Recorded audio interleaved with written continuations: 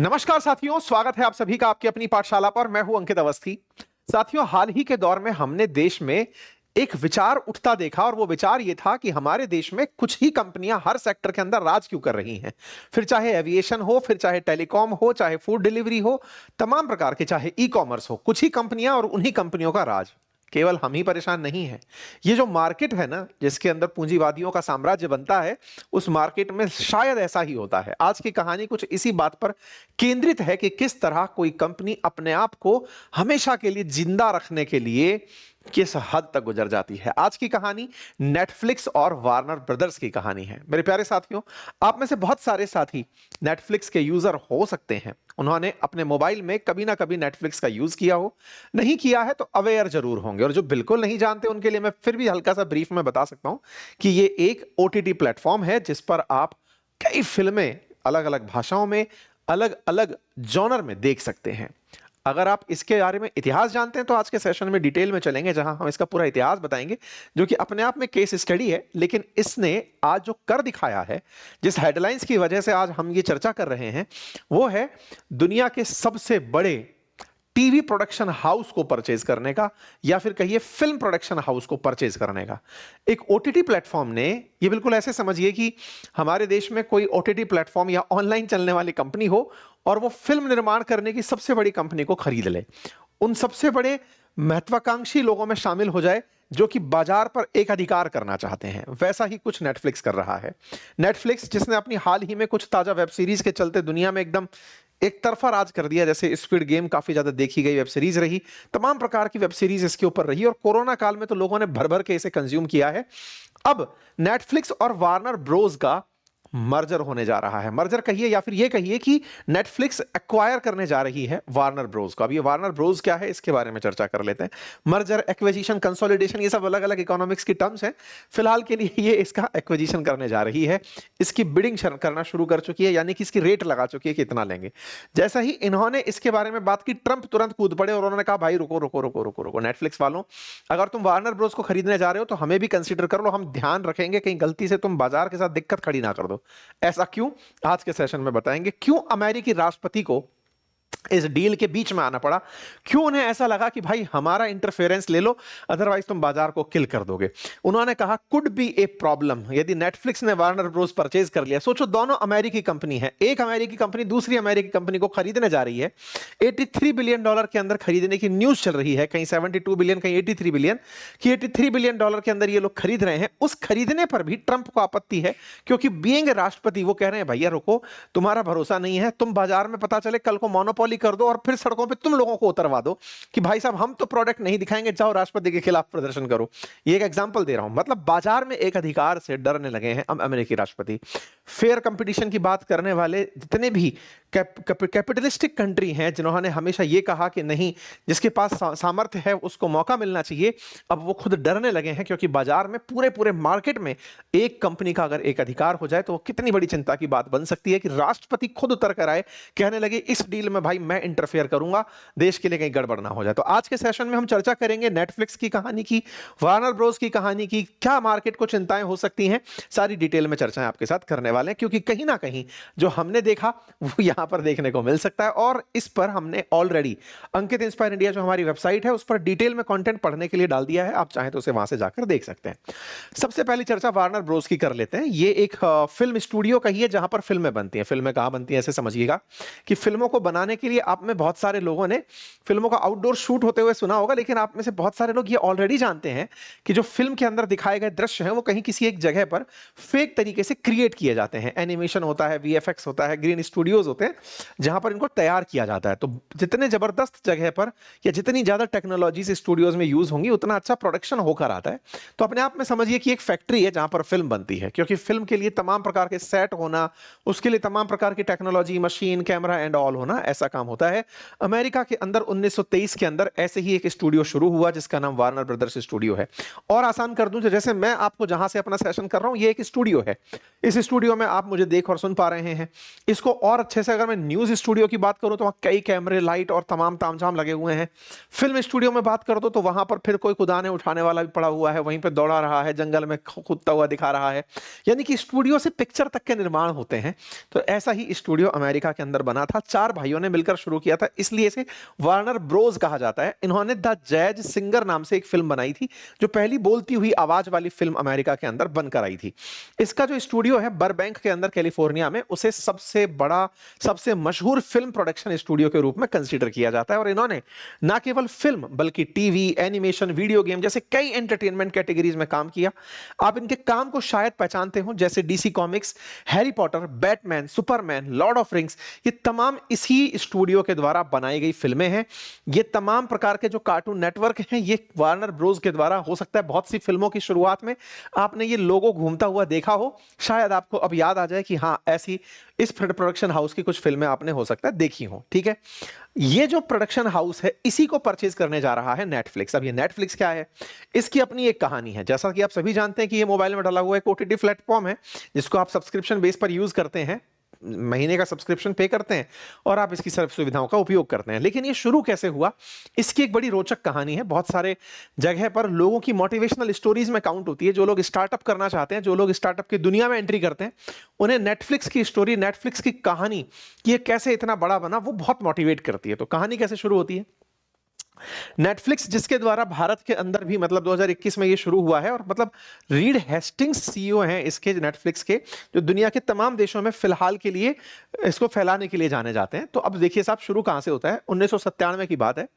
Read Hastings ने एक video store से अपने लिए एक फिल्म कैसेट किराए पर ली थी। कहते हैं कि वो उसे समय पर नहीं लौटा पाए, जिसके चलते उन्हें $40 लेट फीस जमा करानी पड़ी थी एक डीवीडी के लिए। मतलब एक डीवीडी उन्होंने जो किराए पे ली, कैसेट उस समय आया करती थी, कैसेट किराए पर ली थी, उसके लिए चुकाना पड़ा।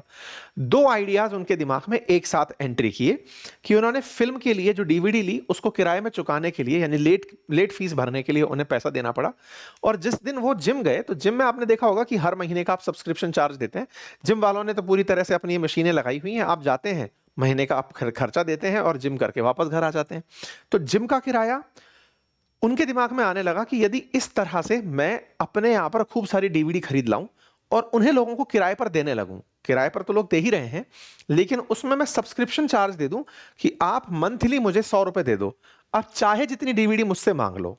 यानी कि आपने अपने दिमाग में खुद का एक बेसिक इन्वेस्टमेंट प्लान किया कि मैं इतने इन्वेस्टमेंट में इतनी डीवीडी खरीद लूंगा, और लोगों से कहूंगा जिसको जो डीवीडी चाहिए। हर आदमी पूरे टाइम बैठ करके मूवी देख नहीं सकता या कैसेट्स देख नहीं सकता।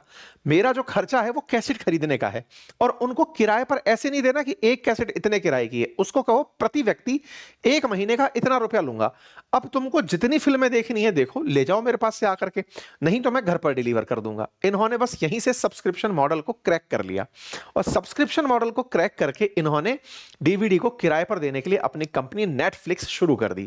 कहते हैं कि इनके साथी थे रीड एंड मार्क, दोनों ने मिलकर के कैलिफोर्निया के स्कॉट वैली में नेटफ्लिक्स कंपनी की शुरुआत की, जिसमें 30 कर्मचारी थे और $25 लाख का निवेश था। इन्होंने नेटफ्लिक्स में किराए पर सीडी देने का मॉडल शुरू कर दिया। धीरे धीरे 1998 में कंपनी ने अपना दायरा बढ़ाया, सीडी बेचने का काम भी शुरू किया, वेबसाइट netflix.com की शुरुआत की और डीवीडी बेचना शुरू किया। 2 साल बाद कंपनी ने सब्सक्रिप्शन प्लान के मॉडल पर काम करना शुरू कर दिया। 1 साल के भीतर इनके पास 3 लाख सब्सक्राइबर हो गए। रोजाना 10 लाख डीवीडी की डिलीवरी ये लोग करने लगे। कुछ इस तरह से पैकेट में डीवीडी लोगों को किराए पर भेजने लगे। इस तरह से इनकी कंपनी के अंदर धीरे धीरे रेवेन्यू इंक्रीज होने लगा। इन्होंने फिजिकल स्टोर से नेटफ्लिक्स अनलिमिटेड शेल्फ स्पेस में एंट्री कर दी। एक समय 2005 में 35,000 different films, 1 million DVD per day के हिसाब से इनके यहां पर शिप की गई। 2007 तक आते आते नेटफ्लिक्स ने एक बहुत बड़ा बदलाव किया और इन्होंने कंपनी की ऑन डिमांड सर्विस शुरू करी, वीडियो स्ट्रीमिंग की, जिसका मतलब था कि आप वेबसाइट पर ही या फिर इनके ऐप पर ही वीडियो देख सकते हैं। एप्लीकेशन के ऊपर वीडियो स्ट्रीम होना शुरू हुए।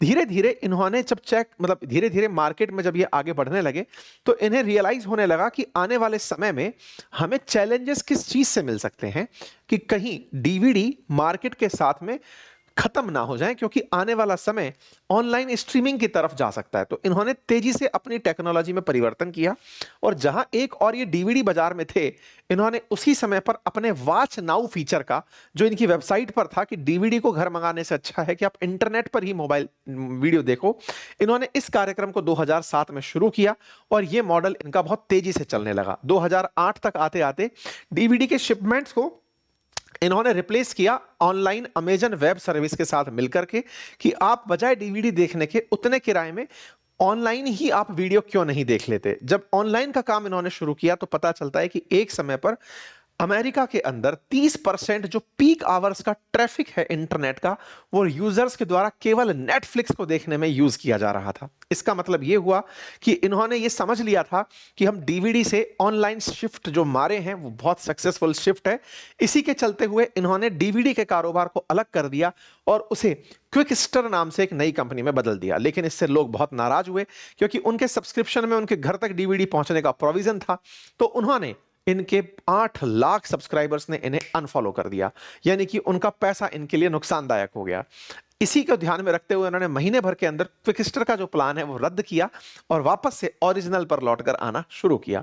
साल 2021 में, मतलब ये फिर से स्ट्रीमिंग के साथ साथ डीवीडी देना काम शुरू किए।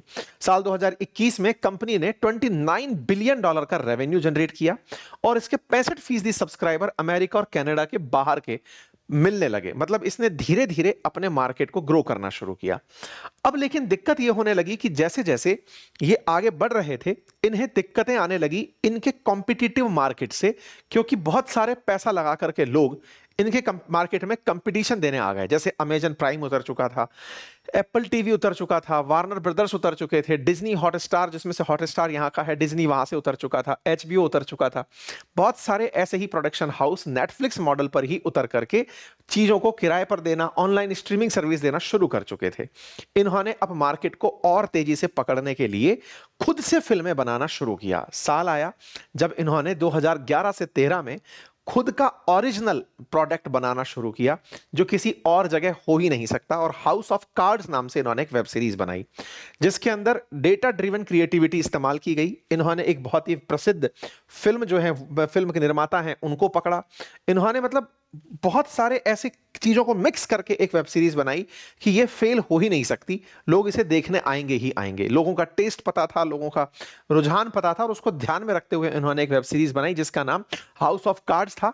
हाउस ऑफ कार्ड्स से इनकी लोकप्रियता में तेजी से इजाफा हुआ और इन्हें यह समझ में आया कि हम अगर ओरिजिनल प्रोडक्ट बनाएंगे तो हमारा कंपटीशन खत्म होने लगेगा, यानी हमारे साथ में अच्छा प्रोडक्शन करने के लिए लोग नहीं उतर पाएंगे, तो वो ऑटोमेटिक गायब हो जाएंगे।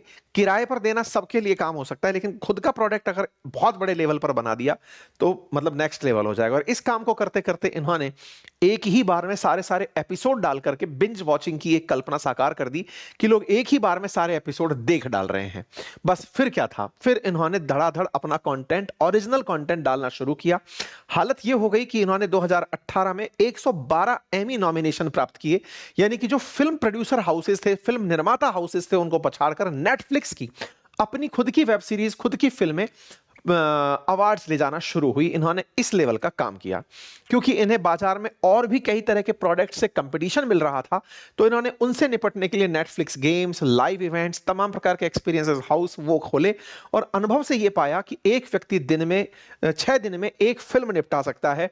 तो इन्होंने भर भर के खुद का प्रोडक्शन और बहुत सारी फिल्में खरीदने का काम शुरू किया। धीरे धीरे बाजार में इन्होंने एंट्री करना शुरू किया। कहते हैं कि इन्होंने जब पहली बार अपनी खुद की हाउस ऑफ कार्ड्स करके वेब सीरीज बनाई थी, ये इनके लिए एक बहुत बड़ा टर्निंग पॉइंट था। और 2016 में जब इन्होंने 130 देशों में एक साथ एक्सपेंशन किया, वो इनके लिए दूसरा टर्निंग पॉइंट था। लेकिन इनको बहुत बड़ा नुकसान हुआ जब लोगों ने नेटफ्लिक्स के पासवर्ड को शेयर करना शुरू किया। आप में से बहुत सारे लोगों ने नेटफ्लिक्स के पासवर्ड्स को शेयर करके एक ही रिचार्ज से बहुत सारे लोगों ने यूज करके नेटफ्लिक्स का सब्सक्रिप्शन देखा होगा। फिर धीरे धीरे इन्होंने उस चीज को लोकलाइज करना शुरू किया। नेटफ्लिक्स का सब्सक्रिप्शन पहले बहुत महंगा होता था, इन्होंने 199 के अंदर सब्सक्रिप्शन ला करके पासवर्ड शेयरिंग को रोका।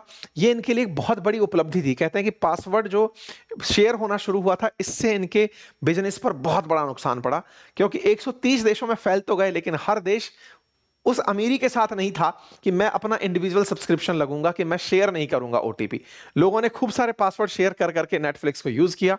नेटफ्लिक्स परेशान होकर के सस्ता प्लान लेकर आया, इंडिविजुअल लेवल पर लेकर आया। फाइनली अब वो वापस से मार्केट में छा रहा है। अब आप सोचिए, वर्तमान में इसका मार्केट कैप 424 बिलियन डॉलर का है। दुनिया में वैल्यूएशन के हिसाब से बात करें तो 24वीं सबसे बड़ी कंपनी इस समय नेटफ्लिक्स है। इसका रेवेन्यू की अगर हम बात करें तो रेवेन्यू 43 बिलियन डॉलर का हर साल का इसका रेवेन्यू है, 12 महीने का। इतना बड़ा रेवेन्यू जनरेट करने वाली कंपनी 72 से 83 बिलियन डॉलर के बीच में वार्नर ब्रोस को खरीदने जा रही है कि भाई अब तुम भी हमारे पास आ जाओ, तो तुम्हारी जितनी भी फिल्में हैं, तुम्हारा जितना भी ओरिजिनल कंटेंट है, हैरी पॉटर वगैरह जो भी है, वो अब नेटफ्लिक्स पर आ जाएगा, कहीं और देखने की जरूरत नहीं पड़ेगी, जिससे कि कस्टमर रिटेंशन होगा और मार्केट शेयर में इनका इजाफा होगा। मतलब आप ऐसे समझिए, ग्लोबल मार्केट शेयर की अगर हम बात करें तो 45.8% बाजार अकेले नेटफ्लिक्स के पास है ओटीटी का। इससे आप अंदाजा लगा सकते हैं कि किस तरह से एक अधिकार इन्होंने प्राप्त कर लिया है। जैसे इंडिगो के बारे में हम बोल रहे थे कि 60% से ज्यादा बाजार एविएशन का इंडिगो के पास है इंडिया में, ऐसे वर्ल्ड वाइड नेटफ्लिक्स के पास 45.8% बाजार नेटफ्लिक्स के पास है। वहीं भारत में नेटफ्लिक्स 12% है, क्योंकि प्राइस से भी नहीं है, भारत के अंदर थोड़ा महंगा पड़ता है, इसलिए लोग इसको कम यूज करते हैं। और डिज्नी हॉटस्टार जैसी जो जगह है, यहां पर जियो का रोल लगता है, तो यहां पर प्राइम वीडियो और डिज्नी हॉटस्टार सस्ते सब्सक्रिप्शन होने के चलते मार्केट शेयर में ज्यादा रखते हैं, लेकिन भारत में भी धीरे धीरे ये ग्रो करता जा रहा है। ऐसे में इसने अब जैसे ही वार्नर ब्रोस को खरीदने की बात की है, मार्केट में खलबली मच गई है। नेटफ्लिक्स अगर वार्नर ब्रोस को खरीदता है, ये अनाउंसमेंट इनके द्वारा जैसे ही किया गया कि हमने अनाउंस कर दिया है एक्विजिशन करने जा रहे हैं हम वार्नर ब्रोस का, जैसे ही ये एक्विजिशन की बात निकल कर आती है मार्केट में खलबली की, यार 83 बिलियन डॉलर में ये उस कंपनी को खरीद लेंगे, तो मार्केट में फिल्म निर्माण के सेक्टर से एक बहुत बड़ा आदमी गायब हो जाएगा। हालांकि इस एक्विजिशन के अंदर वो काम करना बंद नहीं कर देगा प्रोडक्शन हाउस, लेकिन उसके जितने भी प्रोडक्ट्स हैं वो नेटफ्लिक्स के पास आ जाएंगे। कल को अगर बाजार में एक अधिकार कर गया नेटफ्लिक्स, तो ऐसे में ये एंटरटेनमेंट को अपने हाथ से चलाएगा। यानी कि इन्हें जो 129 का सब्सक्रिप्शन लगता है, 199 का जो सब्सक्रिप्शन लगता है, इसको अगर ये 1000 में भी बेचने लगेंगे कि भाई अगर देखना है तो यही मिलेगा और कहीं मिलेगा नहीं, और इतने रुपए में ये चीज मिलकर आएगी, तो अगर ये इस स्तर पर पहुंच गए तो एंटरटेनमेंट जो कि जरूरत है लोगों के लिए, वो एक मजबूरी में कन्वर्ट हो जाएगा, क्योंकि वो उसका लाभ नहीं ले पाएंगे। बस इसी के चलते दुनिया में चिंता बन गई कि ये जो काम करने जा रहे हैं, ट्रंप को इसलिए बीच में आना पड़ा कि भाई नेटफ्लिक्स ने बोली तो लगा दी है और नेटफ्लिक्स इनकी तमाम प्रकार के प्रोडक्ट को अपने साथ लेकर चला जाएगा, लेकिन बाजार में ये एक अधिकार कर जाएगा। बाजार अच्छा वो होता है जहां पर सब काम कर पाए, परफेक्ट कंपटीशन मिले। आप में से कुछ लोग कहेंगे क्यों सर अमेजन प्राइम वगैरह कर नहीं रहे क्या? वो इसके सामने खड़े ही नहीं हो पाएंगे। जब 45% बाजार अपने आप में ऑलरेडी ले रखा है, वार्नर ब्रोस को और ले लिया तो और बाजार बढ़ जाएगा। ऐसे में वही हालात जो हमने ताजा ताजा इंडिगो के केस में देखे, जिसके चलते सरकार को पीछे हटना पड़ा, ट्रंप उस चीज को समझ गए और उन्होंने तुरंत प्रभाव से कहा कि नेटफ्लिक्स काम बढ़िया कर रहे हो तुम, लेकिन इस डील में मुझे इंटरफेयर करना पड़ेगा, कहीं इससे बाजार में चिंता ना हो जाए। बहुत सारे प्रोडक्शन हाउसेज में चिंता आ गई, एंटी ट्रस्ट हाउसेज में चिंता आ गई कि सर ये तो फिर एक अधिकार हो जाएगा, अपनी मनमानी करने लगेगा नेटफ्लिक्स प्रोडक्ट के अंदर। मूवी के राइट देने में, मूवी के शेयरिंग राइट्स देने में, मूवी किसको मिलेगी किसको नहीं मिलेगी, बहुत ज्यादा दिक्कत खड़ी हो जाएंगी। और इस तरह से नेटफ्लिक्स का ओटीटी का दबदबा अब जब रियल वर्ल्ड पिक्चर्स में भी आ जाएगा तो यह चिंता का विषय होगा। यही कारण है कि ट्रंप ने खुद आकर के कहा कि नहीं, ये क्वेश्चन इंपॉर्टेंट है और मैं इसमें मतलब खुद इन्वॉल्व रहना चाहता हूं इस डिसीजन में, यानी कि अमेरिकी सरकार इन्वॉल्व होगी इस एक्विजिशन में, कि हम ध्यान से देखेंगे कि कुछ गड़बड़ ना हो जाए। ठीक है, बाकी उम्मीद है कि अब आप लोगों को यह जानकारी तो समझ में आ गई होगी कि बाजार के अंदर जब किसी एक कंपनी का बड़ा मार्केट हो रहा होता है तो उसे मोनोपोलिस्टिक कहते हैं। जब वही बाजार की कीमतें तय करने लगे, एक से अधिक होता है तो ओलिगोपोलिस्टिक कहलाता है। लेकिन वहीं अगर मार्केट के अंदर सब लोग परफेक्टली काम कर पाते हैं, यानी कि कंपनी के साथ साथ बहुत सारे प्रोडक्ट और भी सर्वाइव कर पाते हैं, तो वो परफेक्ट कंपिटिटिव मार्केट होता है। दुनिया के लिए मोनोपोली और ओलिगोपोली बहुत बड़ी चिंता है, और ओलिगोपोली में भी डुओपोली बहुत बड़ी चिंता बनकर आ रही है। ये अमेरिका में नेटफ्लिक्स से देख सकते हैं, भारत में इंडिगो से देख सकते हैं, ब्लिंकिट से देख सकते हैं, स्विगी जोमेटो से देख सकते हैं, जियो एयरटेल से देख सकते हैं। कुछ ही कंपनियां हैं जो बाजार को पूरी तरह से पकड़ कर चल रही हैं।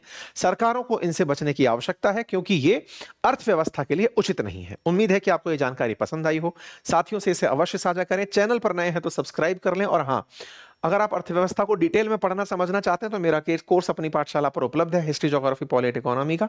आप उसे देख सकते हैं, और जो कंटेंट है जो पढ़ाया गया है वो हमारी बुक्स में उपलब्ध है, आप उसे घर बैठे मंगा सकते हैं। एसएससी की नई बुक लॉन्च हो चुकी है, आप उसे घर बैठे मंगा सकते हैं। Thank you.